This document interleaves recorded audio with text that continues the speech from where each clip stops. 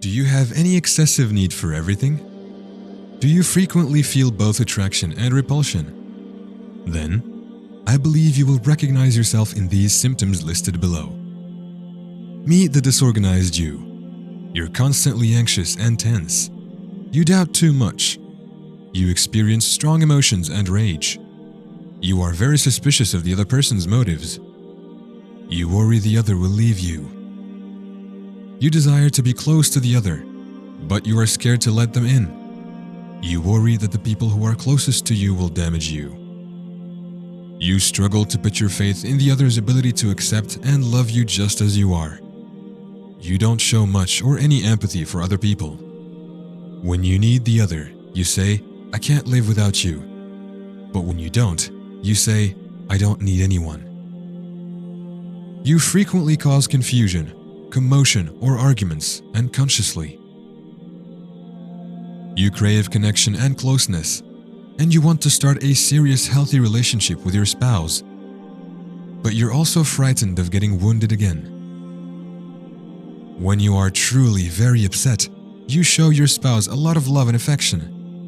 You say something hurtful to make the other leave, because you think they'll cheer you up. You are like a two-in-one, because you are in a constant switch between the previous two attachment styles, the fearful and the avoidant attachment. This is the most extreme insecure attachment style, and I will show you the most 5 important ways to heal your disorganized attachment style, In Shaa Allah. Number 1. Recognize your triggers. The constant fear and anxiety might make you doubt your own worth. So, take a moment to consider the factors that led to such triggers. It's a cycle of thoughts, feelings, and behavior. So let's say your spouse wants to hang out with his or her friends, and it's the second time in the same week that he or she spends time with them. Then you may have thoughts like, looks like he likes them better than me. You will be angry and afraid afterwards. Your behavior could indicate that you might be accusing your partner of cheating on you. Since there isn't much time between the thoughts, feelings, and behaviors, it's important to understand how each step feels and looks to you, so you can then observe that.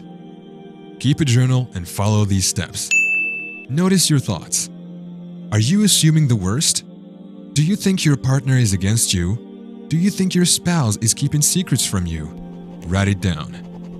Notice the signs of when you are triggered in your body. Where do you feel it in your body? Is it the head, chest, shoulder, stomach? Write it down. Notice the trigger in your behavior. Are you accusing, yelling, overeating, drinking? Are you harming yourself? Are you breaking things? Write it down. This will help you understand the root cause. Number 2. Change your thoughts. You frequently think negatively about yourself, such as, "I'm not worthy of love. I'm incompetent. I'm untrustworthy." However, there are also negative perceptions of the other, such as, "The other is frightening, unreliable, and wants to hurt me." Challenge your thoughts by asking yourself these questions. Am I making any assumptions? Are there other explanations for this behavior? What proof do I have that this belief is true? Am I jumping to conclusions? Believe me, journal writing is a fantastic way to process thoughts and emotions. It can help with emotional identification, understanding feelings, and discover relational patterns that can be stopped. Number 3. Shake up your nervous system. If you catch yourself talking negatively to yourself, try to break the pattern by doing something different, such as jogging or following an exercise session. You'll feel incredibly satisfied after that. And this has to do with the substance endorphins that are released. It has a fear-inhibiting effect, which lowers negative emotions and feelings. As a result, stress is reduced. To accomplish this, you must train for at least 20 minutes at 70% of your maximum heart rate. A cold shower.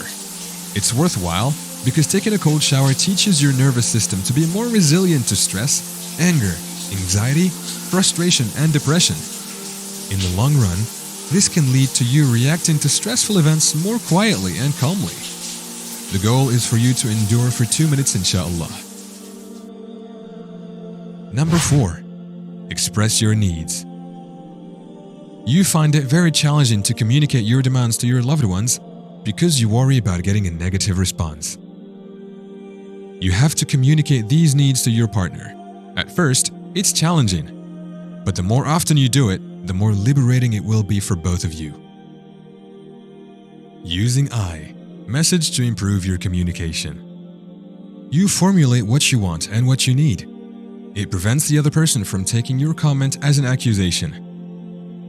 Start your statement with I, then name your feeling or your hindrance. Name the specific behavior of the other. Give the reason why that is. State your need by starting with I wish. Number 5. Connect. You find it difficult to believe and trust the other, and that may make it challenging to build relationships with others. To make it simpler to establish sincere connections with others, try to improve your communication abilities. Make spending time with your loved ones or those who are already a part of your social circle a priority. Even a phone call might help you reconnect and strengthen your connection.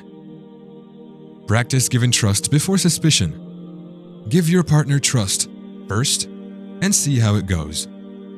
Monitoring the other indicates that you already have suspicions about them. Any information you find could be misinterpreted. Even a devoted, loving parent will occasionally struggle to build a strong attachment bond with their child. Therefore, it is unjust to hold our parents responsible for all the problems in our lives. Our parents did their best to provide for us, and since we are now grown-ups, we are in charge of the things that were not handed to us. Remember, what you don't heal will follow you. Attachment styles are learned behavior, so that means that it's also possible to unlearn it, changing the way you think and act so you can develop a healthy, secure attachment style.